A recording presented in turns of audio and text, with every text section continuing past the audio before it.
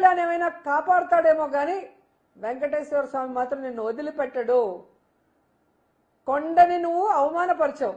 7 కొండలు కాదు, ఇంకో కొండ ఉంది, 8వ కొండ, చెత్త కొండ అన్నావు.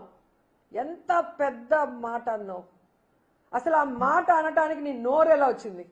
అలాంటి మాట అన్న నీ నోరు పురుగులు పడతాయని కూడా ఈ సందర్భంగా తెలియజేసుకుంటున్నా. ఎందుకంటే భగవంతుణ్ణి పూజించే నేను, భగవంతుణ్ణి మనస్ఫూర్తిగా నమ్మే వ్యక్తిని నేను.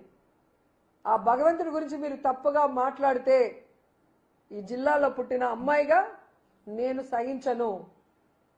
ఖచ్చితంగా భగవంతుడు ఎవరెవరైతే లడ్డూ గురించి కానీ ఎవరైతే టీటీడీ గురించి తప్పుగా మాట్లాడారో, టీటీడీలో పదవుల్లో ఉండి ఇలా అమ్మాయిల జీవితాన్ని నాశనం చేశారో ఎవరిని కూడా వెంకటేశ్వర స్వామి వదిలిపెట్టరు.